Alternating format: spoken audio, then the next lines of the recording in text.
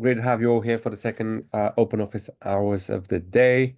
We have Wei Dai back again, and we will be discussing private transactions. The session will be moderated by Zhenfei from the Polyhedra Network, and we would love to see some cameras on and see some smiley faces, along with, I suppose, the questions that will be coming from you.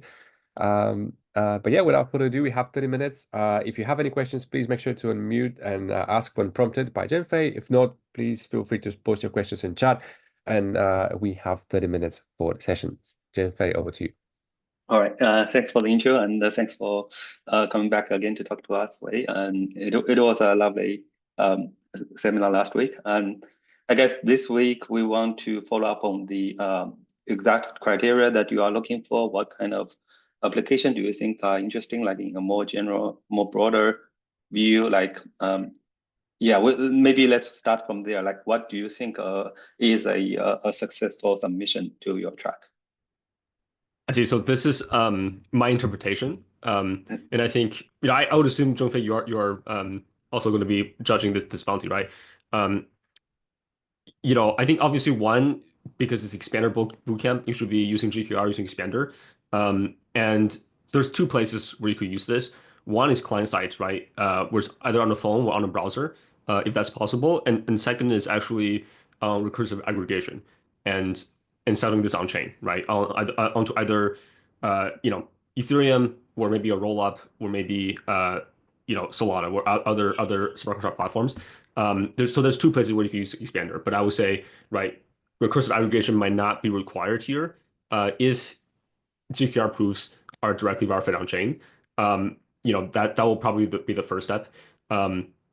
So I think in the slides last time I listed more advanced topics like recursive aggregation. We're adding DeFi interoperability. Those are definitely things that could be added at the end, but it will be not required, for something like this to work. I would say the bare minimum will be there's some on-chain component that verifies GKR proofs.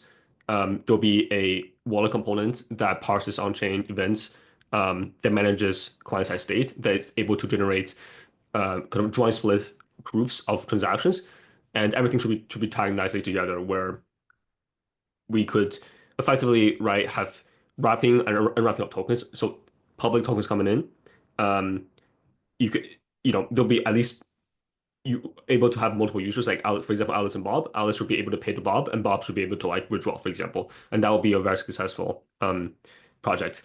Or even if we don't implement payments, something like Tornado Cash 1.0, where there's basically zero payments and it's the same exact denomination coming in and out, that will also potentially be okay. Interesting. So you are saying like maybe just a minimal transaction without any payment system, just a converting or minting and forfeit. This kind of functionality should be sufficient enough for the track. I think it depends on all the different submissions, right? I mean, you're probably the final judge here, so maybe it's a question for you. Just to be clear, I think you will be making the final decision. Polyhedra wants to be credit neutral in a sense, like they don't want to pick winners. They want to. I mean, it is much better to have an external judge than I think. And what's the format? I guess this is our first time discussing it. Sorry. There would be one winner, or possibly maybe one, two. I would say like we probably want to have a single winner. But in the case where you see really like two good or three good submissions, there can be like a three split winner or something like that. Yeah. I would say the bare minimum is right something like Tornado Cash 1.0, and so it will be considered. And I would personally be open to rewarding multiple submissions based on the progress I have made, right? Obviously, the more progress towards a full functional implementation, the better. But I think if you look at some of these systems that have been built by a small team over more than half a year, and I would say that right, I don't, as long as you made a bare minimum working solution, you'll be considered for for winning this bounty. But you would depend on how many other teams also meet that threshold and the relative progress, in quality of the implementation, relative to each other. And I will make a selection based on those criteria. Yeah, when you say the quality of implementation, do you mean like the performance? Say if you take like half an hour to prove a transaction, that probably is not of good quality, right? I Can would you say elaborate? a combination. This is a really good question. This combination of security and performance. Right. Because if you throw security away, oh, everything's private, everything's easy. I think but at the same time, right? I think there shouldn't be unnecessary performance problems. That's if something's not required for security, or there's no reason to make the thing slower. But I would say, right, following a existing implementation, for those of you that are not cryptographers, are not comfortable rolling on cryptography, which I assume is most of the audience, following an existing audited implementation that's existed Mhm. elsewhere, I would say it's the number one criteria. Like if you deviate from a existing circuit, provides sufficient reasoning. And then the second will be right performance, uh, performance, right? And so features was the first thing, right? That first axis of whether your functioning submission, Mhm. security, whether we're following audited implementation, we're providing sufficient justifications, and second, performance. Sounds good. Sounds good. I will just pause here to see if anyone else wants to follow up with some specific questions on either performance or the features. Oh, yeah, there was a question. There was Alan mentioned the keyless private transactions. What is your comment on that? Yeah, I think let's brainstorm on this. I think Okay. yeah, I think first of all, let's remind. I'm not sure whether all of you joined the keyless login session because I didn't. So I also need to understand a little bit. Was Yeah. this for JSON Web Tokens or was this for passkeys? I think it's a tokens. It's a web tokens. JSON Web Tokens. Okay. Yeah. And so JSON Web Tokens, this will be tied to a domain name plus identifier, I believe, right? So effectively, we're checking a signature from the authorized public key from the domain name. So under some Yes. URL, Yeah. plus that is signed on a particular like string which contains some identifier. Okay. Yes. Um, right. So yeah, I think this is entirely possible to even have a system that supports this, or have a system that supports a mixed system where you have keyless logins plus regular keys. And if you look at what these nodes, right, you recall from last time, we have nodes, and nodes have the notion of who the owner is. Yeah, and last time we said, right, this could be the address, could be a public key, and in most systems, these are public key. And where are we checking, the notion of owner is when we spend the nodes. So for every node that we spend, we're checking that, hey, this node says that this is the owner, and we're checking a signature, right? Yes. Um, and so this is the part where we could replace the signature check with a keyless login check. And there could be many ways of doing this. The naive way will be checking the keyless login thing directly inside. But there could be for example some more sophisticated mechanisms where effectively you have maybe even a session key where the keyless login Mhm. actually authorizes a temporary key, which then you check inside. Yes. I think yeah, I think this is definitely possible to combine the two, and it might not be yeah. I think there's many ways of doing it. But yeah, but Zhenfei, any comments on that? Yeah, because I was at the previous session and there was a very interesting question. So suppose one did build such a product which integrates the private transactions into the keyless logins. Would they be considered by both your track and the keyless login track? Yes, I Okay. I think as long as the submission contains a notion of sugar pool, Mm. and yeah, then you would if it offers privacy, then I would consider it for private transactions.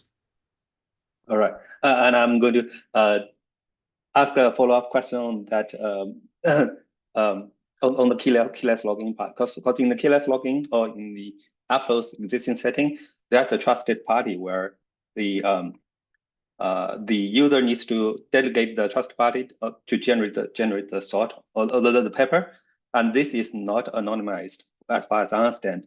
So do you think that Is there a way to make that anonymized?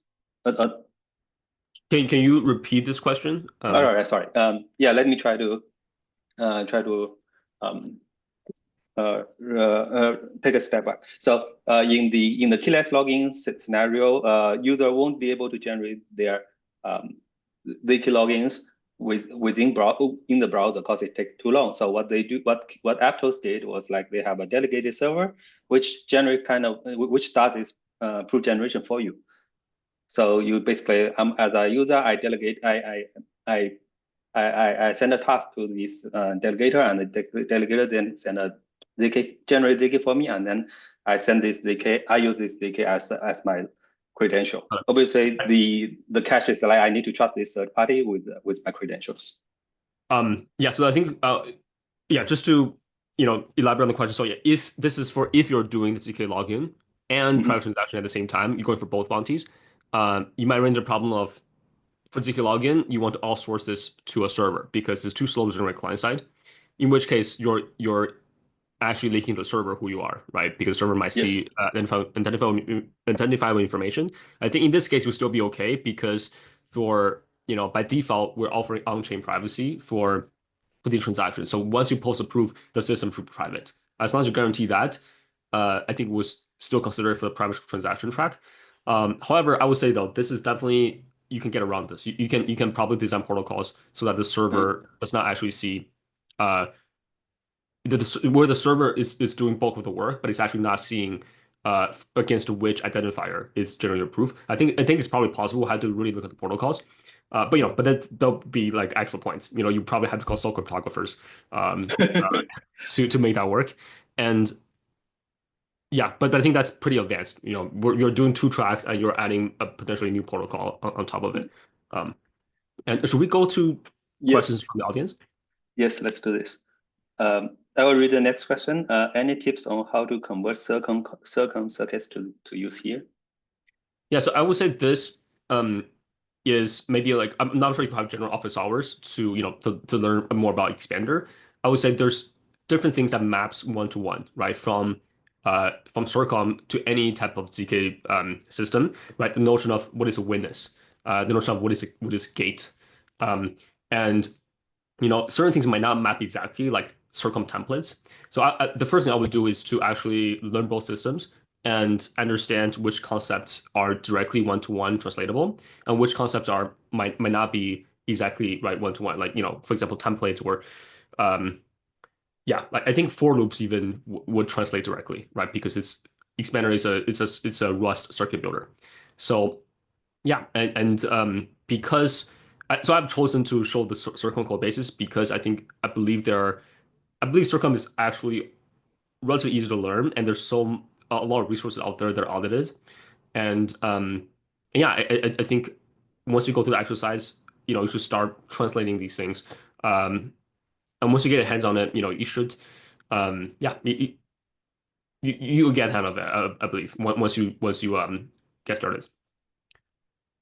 Okay. The next question is: do you prefer us to use an existing code base such as Tornado Cache or Nocturne for the circuits to implement GKR in? I believe you would have to use Expander to implement GKR. And so really the circuits in these repositories are for reference purposes, right? There's, I'm referring to these. So effectively, you will have to translate the circuits into an equivalent circuit, semantically speaking, that is coded in GKR, right? You could probably reuse some of the on-chain components. And that's in terms of contracts, right? Even the client side code, like the wallet codes, will probably have to be rewritten. Some of the code might be reusable. And in fact, I think, it might be more work to try to you really use an existing code base because it's so tightly tied to, like, for example, Snark.js, client-side proving, and like on-chain verification with ROS16. So I think yeah, there's there's going to be a lot of like glue code to get this to work, and that's going to be the main challenge. The circuit itself is actually going to be is not going to take you that much time. It's all the glue code, all the client side proof generation, like submitting a transaction and all that stuff that usually takes a lot of time to get working. But no, these days AI are pretty good. So yeah. Cool. Did that answer your question? Yeah. Do we have other questions? I think we're all good on the existing questions. So I'm going to ask another question here. So we know that you are also from the venture capital. So what do you see as a successful project out of this? If I mean, in general, like what wearing a successful VC products? hat? Yeah. Yes. Look, I think you'll be a very, very hard evaluation criteria if we also add kind of the product features, like would a VC imagine this into a bounty, right? I think because to actually implement this properly is really hard. And on top of it, okay, anyways, maybe let me just answer the question directly. Outside of this bounty, I think the problems with pro transaction systems, okay, if you look at why some of these protocols have not worked out, right? Like Zcash, and Tornado Cash, or like things like Alio, where an Aztec is maybe it's about to launch something. A lot of times it's actually how easy it is to deploy an application, and what does it mean for application to utilize that privacy infrastructure, right? Is it just for token transfer, or is it like integrated into like different applications, and how would you actually provide this functionality for devs? And this is why I thought actually if you just provided this DeFi integration, you would pick a lot more usage, and indeed it did. I think if you look at Aztec Connect, it has better traction, and if you look at Railgun, right, it's still being used on L1, but there's still this kind of opt-in process. I would say if you can really figure out how to implement this into existing wallets, basically leave the experience to be as similar to what people currently do, right? With Ethereum wallets, with like Phantom, or with like keyless logins on other chains. On the user side and also for the dev side, if you make this as easy to use for devs as possible while offering privacy, then it's a bare minimum bar. If this product has this feature of like, okay, everyone had to learn how to integrate with it, it's kind of dead on arrival, right? Unless we start a new ecosystem, which is a kind of whole other topic. And for like a privacy protocol that attaches onto an ecosystem, you want to be as easy to use as possible for users and devs. And naturally, if you see that as a product requirement, it's actually really hard to get there 100%. Why? Well, you will have no parsing, for example, which require which require more client-side work, right? Like client-side proving this requires time. Like keyless login, now all of a sudden you need to change circuits. It's not easy, for sure. And I wouldn't expect that in a hackathon submission. Understood. Okay, let's get back to the audience questions. The next question would be how to contact you if any of the participants have any questions. Yeah, good question. What do you think, Zhenfei? We do have a Discord, and I'm not sure if Discord works for you. I could get on Discord, yeah, but I will, yeah, I can come into checking it. It's just not typically in my workflow, but yeah, I could get on Discord. Okay. We'll get Wei on Discord and leave him messages if that's a question, and also maybe tag our team so that we make sure that we see those questions. Okay, yeah, I'll do that offline after the session. I will get on Discord and coordinate. An alternative thing that everybody can do, we have a dedicated technical questions area within the Encode Discord. So if you want to post your questions there, feel free to do so, and we'll make sure to tag people from the Polyhedra team. We have Eric on our Discord as well, and they will be able to forward questions to the speakers themselves. So do keep that in mind, depending on which Discord you all prefer using. Okay, sounds good. Thanks. The next question is actually, I think this question maybe for me. It's the question is there an Expander mentor we could refer to during the hackathon? We haven't scheduled a office hours for the Expander like chain development. But I mean, this is something that we have in mind. We will start the office hours for the Expander itself starting from next week. And yeah, so all right. Then I guess we can move on to the next questions on my list. If there's no other questions, my next question would be like, what do you think of the advanced applications of these private transactions? Something we have seen, let's say, ADOs and etc., where they try to build private preserving smart contracts, right? Do you see that as a good next step if people are succeeding in this track? Okay, so this is a pretty advanced question, I think. But yeah, great question, Zhenfei. I think my thinking on this have definitely evolved over the years. I think just to get to like to talk about what I think now like should be the next step for all these platforms. If you build a new smart contracts platform that has privacy features, your competitors are actually Solana, and what were things like Aptos and Sweep.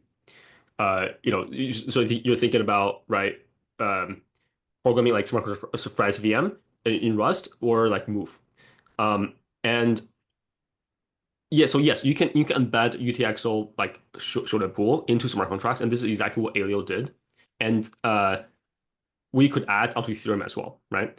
But it's not for Alio, it's much more integrated experience. It was really hacky before they had a VM when they were pure circuits.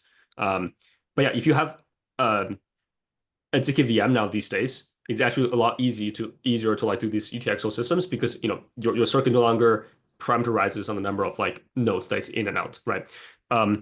Anyways, so I think if you want to build such a platform, it's easy to compete with the Alio of the world.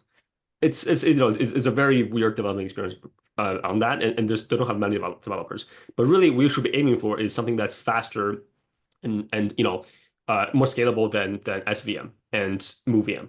We're even thinking about adding this on top of MoveVM or SVM as a native kind of feature, right? Either as a library or as like a language addition. I think that's the way to think about it. Is that adding these private smart contract features should be it's just a feature for a smart contract platform. And your main goal of building something new here is to actually compete with Solana and and a Move ecosystem. I see. Cool. Then the other direction of the next steps for this project could be that adding some traceability of the private transaction. What's your take there? Yeah. Because another really advanced topic. I decided against adding this onto the slides. I think because so the gist of this is that technically speaking, a lot of things are possible, right? But the thing is, every technical solution here is very opinionated into like what is supposed to be traceable and what is not, like what is okay, what is not okay, what do we even want to provide as traceable. And for any decision on like how we should design a system, there should be a technical implementation that make that work, right? As long as that policy is not self-inconsistent. And so that's really the state of the world there. It's like you first have to decide what type of traceability do you want, and then you can probably design mechanism. There's many papers on this that like target different type of traceability. Either the user has full control of the information and is able to prove that. Maybe you even want to add deniability. Like no one has written about that yet. Or maybe it's like you have a global key that gets to decrypt based on some criteria programmably. There's a large spectrum of like we could do. And for each of that, there's like different techniques to do it, and it's a whole like wormhole. No wormhole. Like like a can of worms. And so I think, but the problem is the problem is not really technical, right? Like for anything we could design a technical solution, but it's really like what is the social consensus on like what it should be traceable, and so I don't think it's for the scope of this bounty we shouldn't go there. Yeah. That's good. Just trying to get people excited about what can happen next after they worked on this bounty successfully. But yeah, got your point. So All right, and we've got 3 minutes left. Any last minute questions from the audience?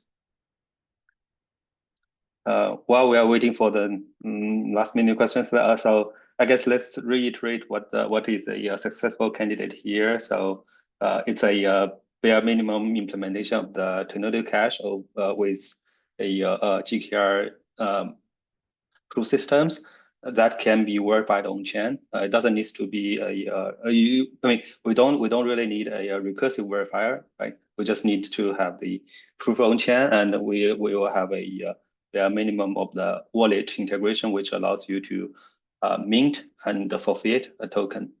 And I mean, if you can have transaction features, that will be a bonus. And the most important part here is to be feature complete, meaning that it has to be anonymized. It is a secure implementation. And if you can additionally have a better performance, meaning that you can your circuit is more efficient than others, then you are more likely to get the bounty. Good. Any questions? I see JVC, you had your camera on. Did you have a question here?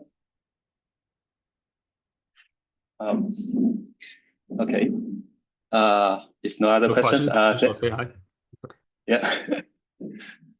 All right. Thanks, Wei. Thanks a lot for taking us through this. And I hope to see a lot of submissions from you guys. Thank you all. Thank you all. Guys. Thank you for coming to the open office hours. Thank you again, Wei Dai, for coming for a second time to elaborate more. And everybody, we will have a final open office hours session tomorrow. It will be on ZKML, so make sure to tune in. The invite should already be in your calendars, and we'll make sure to make a follow-up announcement a few minutes before we kick off, so you all get to know when to tune in. Again, Zhenfei, thank you so much for moderating the talk, and thank you for coming, Wei Dai. Have a great day, everybody. Enjoy implementing this. Bye-bye. Cheers. Bye-bye, everyone.